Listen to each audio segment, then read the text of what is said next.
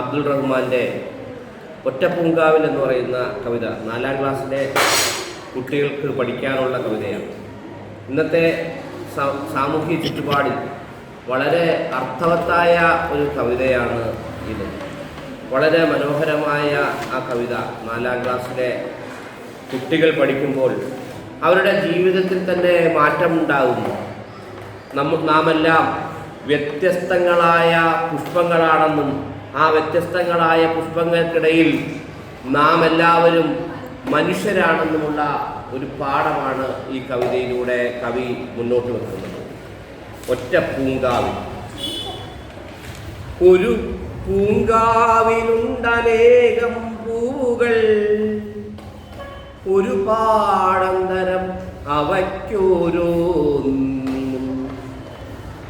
മണത്തിൽ വ്യത്യാസം, നിറത്തിൽ വ്യത്യാസം, മധുവിലും കാണാം പെരുത്തു വ്യത്യാസം.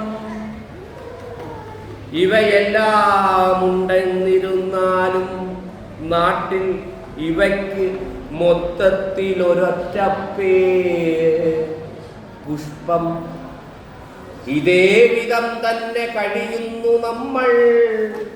ഇവിടെ നമുക്കും ഒരു പേർ മാനവർ. ഇവിടെ നമുക്കും ഒരു പേർ മാനവർ. പല മതക്കാരും പല ജാതിക്കാരും പല നിറക്കാരും പല തലക്കാരും പല ദേശക്കാരും പല ഭാഷക്കാരും പലരുമുണ്ടെങ്കിലും മനുഷ്യരാണു നാം, മനുഷ്യരാണു നാം.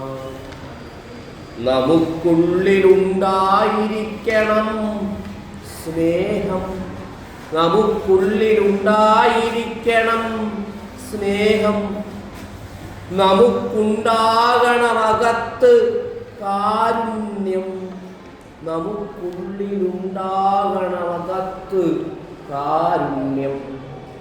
ഒരു തോട്ടത്തിലെ പല പൂക്കൾ പോലെ ഒരുമിച്ചു ചിരിച്ചിടണം നാമെല്ലാം. ഒരു തോട്ടത്തിലെ പല പൂക്കൾ പോലെ ഒരുമിച്ചു ചിരിച്ചിടണം നാം എല്ലാവരും. എന്താ? നാം എല്ലാവരും.